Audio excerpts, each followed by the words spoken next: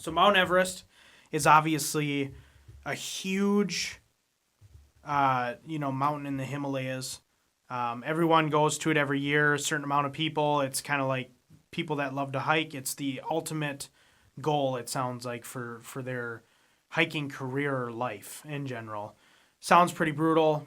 They need air tanks. That's how high up it is. The air gets so thin that I've heard that they can literally crack their ribs from coughing so much because the air's so thin. So they have to stay up on that because once you start coughing, it's almost like you can't stop.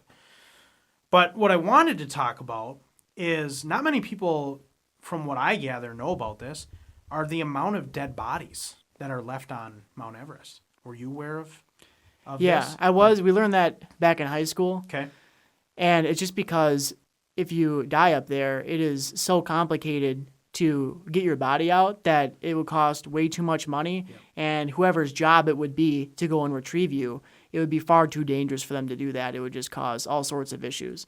And so there's bodies littered the whole way, along with garbage and shit as well. Yeah. But it's to the point where whenever you're summiting Mount Everest and you're working your way up there, they have landmarks, and the landmarks are some of the dead bodies. There's this one guy, his name is Green Boots. Green Boots. Yeah. Yep, because he was wearing green boots when he died. And they say, you're this distance up or you're halfway to the next base camp when you see Green Boots. And he's just a guy he's unidentified. They think he's from India, but it's just a dead body there, and it'll never decay because it's so cold. But that's how they do it. Yeah, it's interesting. I looked up a couple others that they have up there. One more notably, as much as Green Boots, is Sleeping Beauty. Mm. So I believe she ended up cresting the summit, and on her way down, she ended up perishing. A hiker on his way up found her laying there, and they called her Sleeping Beauty because she was laying on her back with her hands kind of on her chest, like a casket laying, essentially. And she was smoking. Yeah. Yeah, I don't know. I don't know. I mean, hey, maybe. I know it was the early 2000s, but, the hiker saw her, and I don't know if he personally knew her, but his team actually ended up moving her when they came back to a different location because her family was feeling disrespected because people were using her as a landmark. Oh, it's understandable. Like, here's Sleeping Beauty. Well, no, that's Catherine. Yeah. I appreciate it.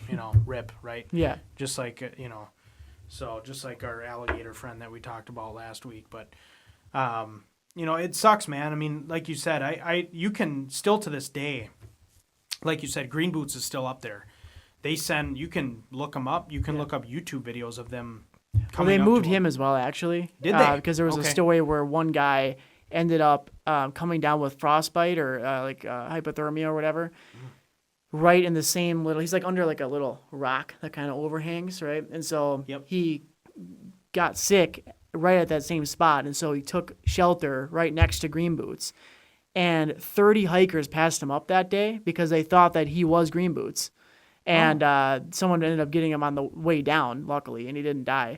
But they ended up moving Green Boots to somewhere else. So I don't know if you see Green Boots on the way up anymore. Okay. Well, that's interesting because I know you can look up, like I said, videos of people summiting or getting close to the summit. And, they just look down on a crevice and there's a person half buried in snow. You can see like their pink helmet. That's usually how they say, right? They find them as all their clothing is super colorful, which would make sense to be seen if you fall or something. But I mean, what an interesting just feeling, right? You're up there.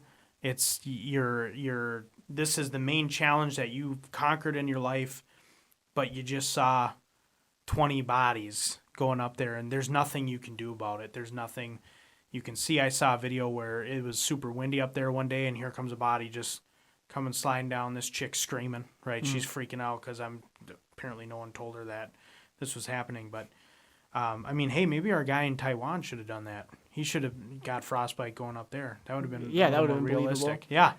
Yeah. So, and you're right that it must be a weird feeling, and it would be especially for people like you and I. But I don't know if you've seen pictures of the summit of Everest and how it takes weeks to get up there. Weeks. Okay.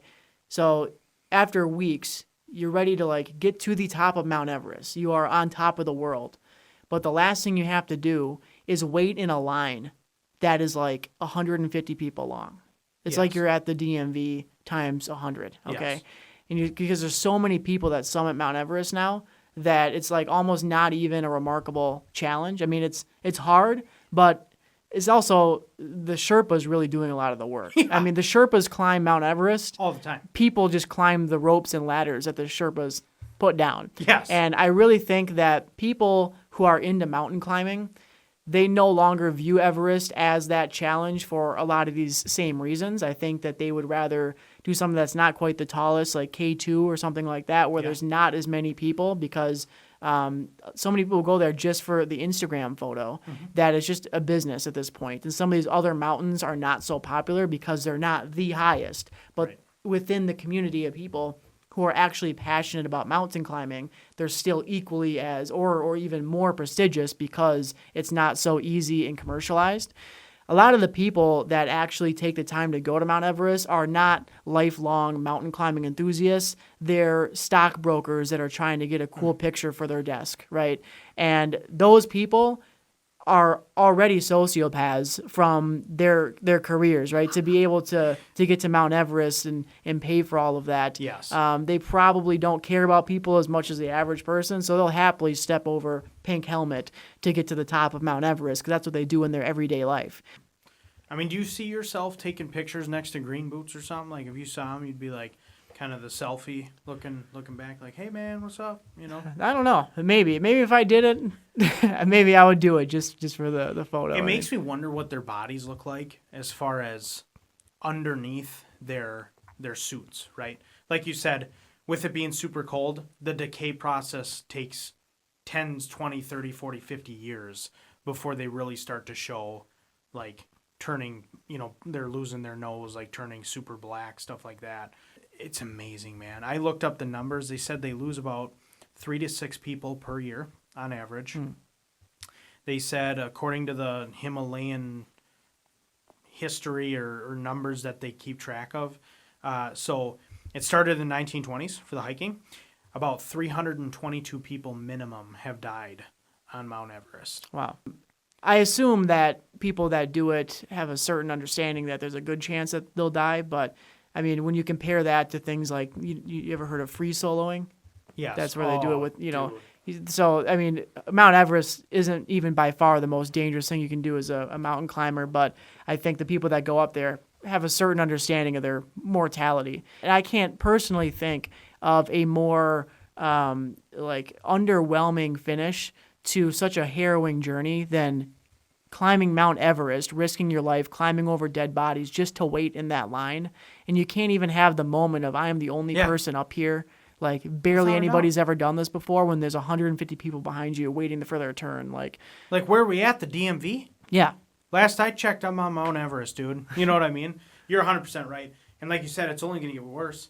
Our thermal technology is getting better as far as gear and stuff like that.